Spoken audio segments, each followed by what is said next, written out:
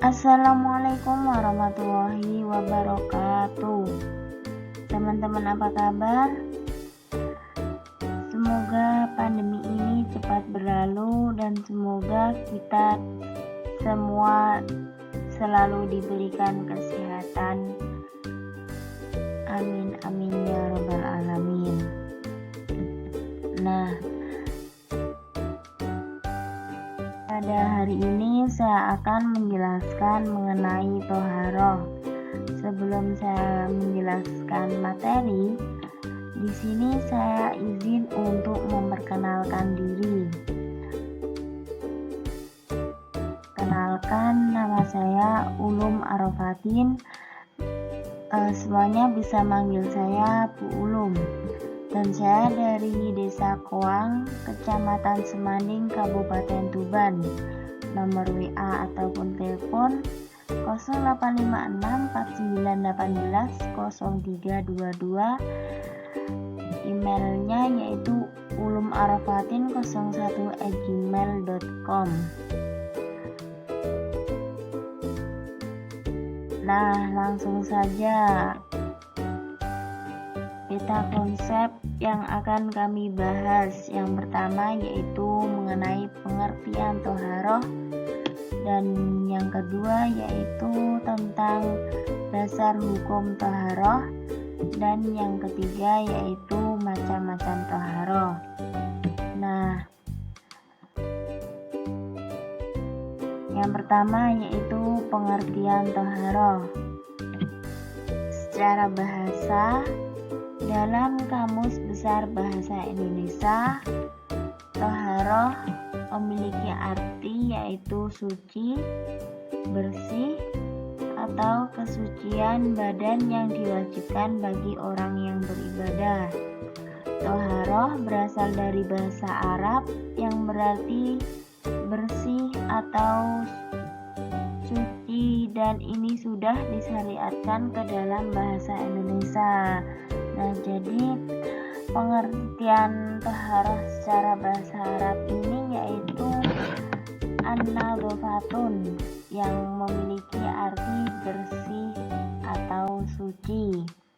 Kemudian yang secara istilah, toharoh yaitu menghilangkan hadas atau najis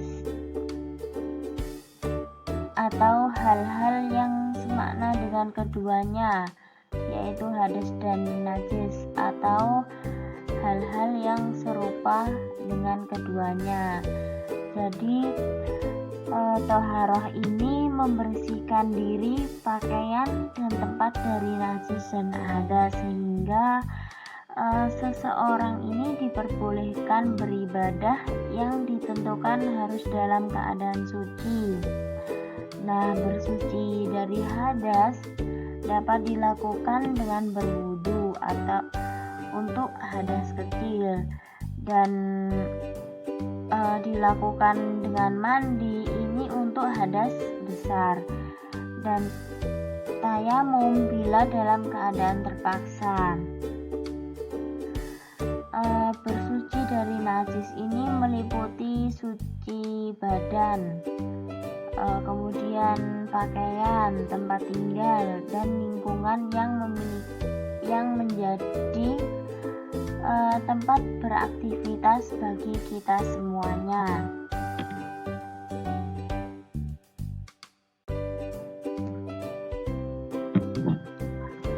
Kemudian yaitu dasar hukum toharoh. Nah, di sini terdapat dalam Quran surat Al-Maidah ayat 6 yang bunyinya A'udzubillahi minasyaitonirrajim. Bismillahirrahmanirrahim. Ya ayyuhalladzina amanu idza kuntum ilas sholati faghsilu wujuhakum wa aydiyakum ilal marafiqi wamsahu bi ru'usikum wa arjulakum ilal ka'bayn wa in kuntum junuban fattahharu wa in kuntum kuntum marda aw ala safarin aw jaa ahadu minkum minal ghaiti aw lamastumun nisaa falam tajidu ma'an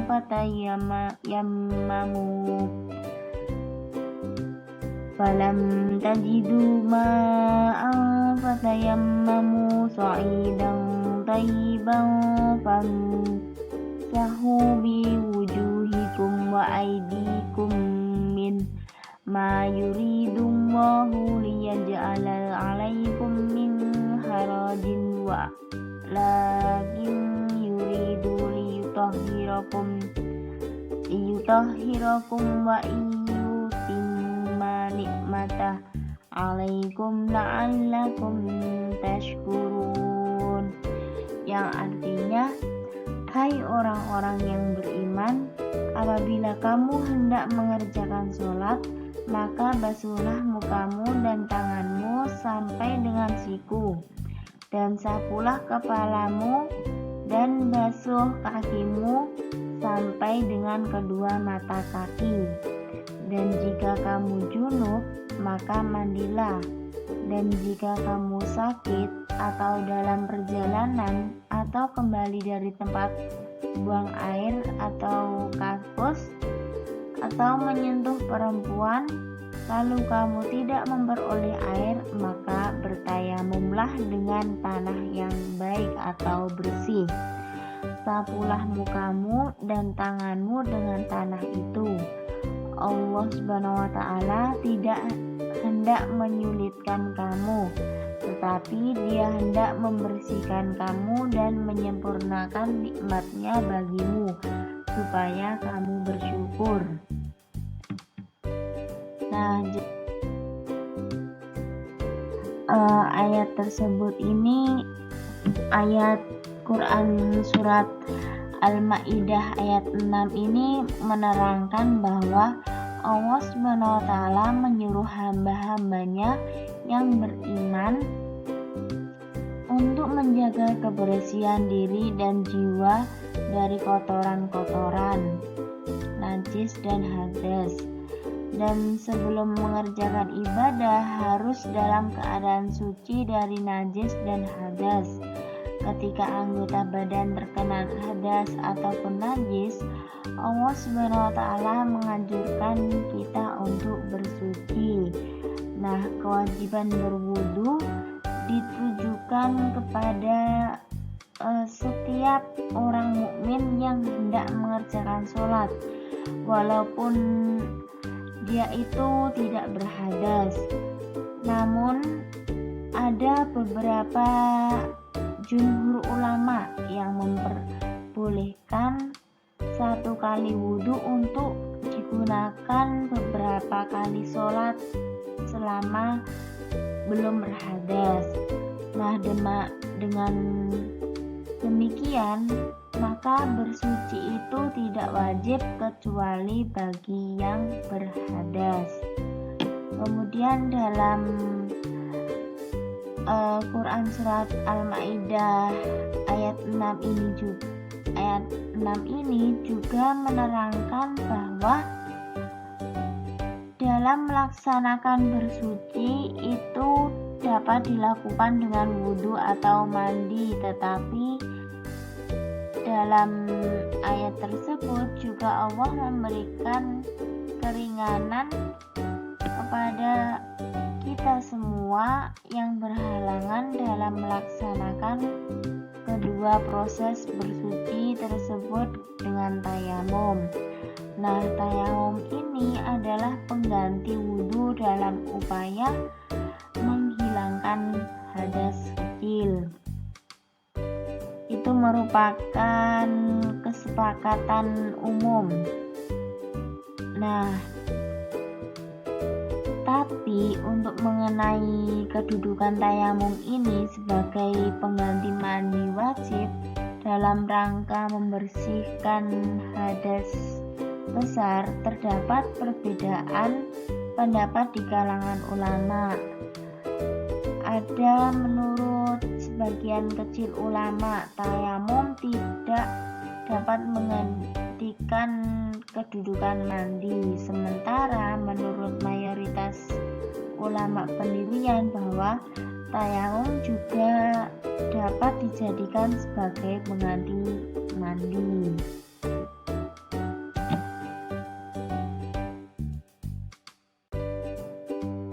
Kemudian macam-macam taharoh. Nah, di sini ada 2 macam taharoh. Yang pertama yaitu hadas dan yang kedua yaitu najis. Nah, hadas ini merupakan keadaan seseorang yang tidak dalam keadaan suci dikarenakan adanya sesuatu yang datang dan ditetapkan sebagai hal yang dapat membatalkan keadaan suci.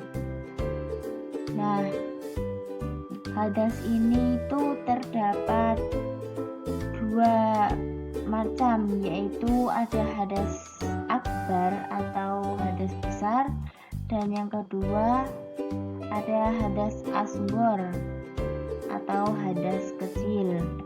Nah, hadas akbar ini adalah hadas besar, yaitu hadas yang bisa disucikan dengan mandi wajib. Contohnya itu seperti haid, nifas, dan terjadinya hubungan badan. Kemudian hadas asghar atau bisa disebut juga dengan hadas kecil adalah hadas yang bisa disucikan dengan melakukan wudhu ataupun tayamum saja. Contohnya itu seperti bersentuhan kulit antara laki-laki dengan perempuan yang bukan muhrimnya, serta mengeluarkan sesuatu dari lubang kubul maupun dubur berupa kencing, tinja ataupun kentut. Kemudian yang kedua yaitu najis. Nah, najis ini merupakan segala sesuatu yang dianggap kotor dan menjadikan tidak sahnya ibadah sholat. Nah, sehingga najis ini hukumnya wajib dihilangkan sampai bersih, sehingga sah untuk melakukan ibadah, terutama untuk sholat. Najis sendiri memiliki beberapa macam.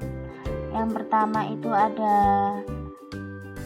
najis mukhafafah atau bisa disebut juga dengan najis ringan, dan yang kedua ada najis mutawasito atau bisa disebut dengan najis sedang, dan yang terakhir ada najis walado.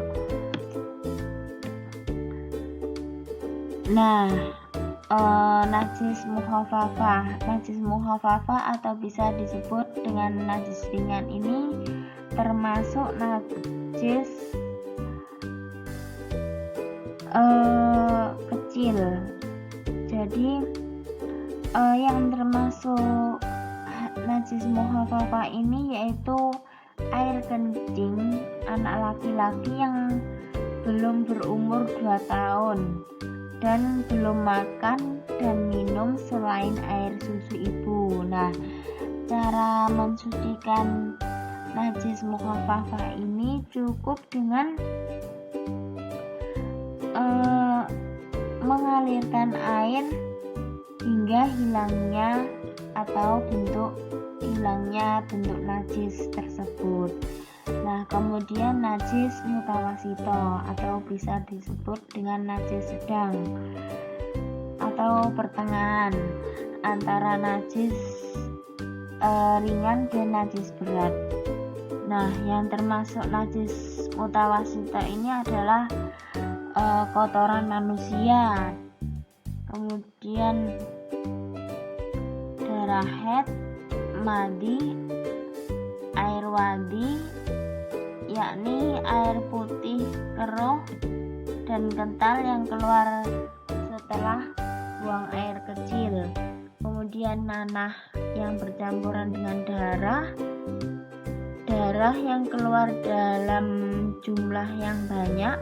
Kemudian arak atau minuman keras. Kemudian kotoran hewan yang haram dimakan dan lain sebagainya. Nah, jika terkena najis yang saya sebutkan tadi itu, seseorang harus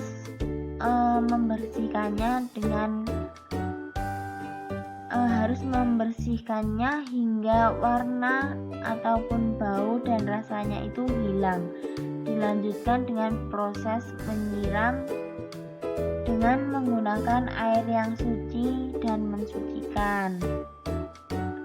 Kemudian yang terakhir yaitu ada najis mughaladah. Nah, najis mughaladah ini yaitu najis berat. Contoh dari najis mughaladah ini yaitu menyentuh babi dan terkena air liur anjing. Nah, cara mensucikan najis mughaladah ini yaitu dengan membasuh bekas jilatan tersebut dengan air yang suci itu sebanyak 7 kali. Nah, salah satu di antaranya itu dicampur dengan tanah.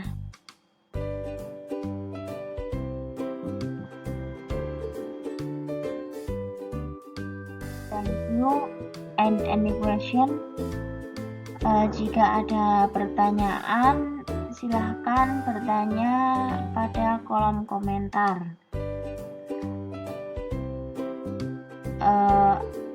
Akhir kata, jika ada kesalahan, mohon maaf yang sebesar-besarnya. Akhirul kalam, wabillahi taufiq wal hidayah wa ridho wa inayah. Assalamualaikum warahmatullahi wabarakatuh.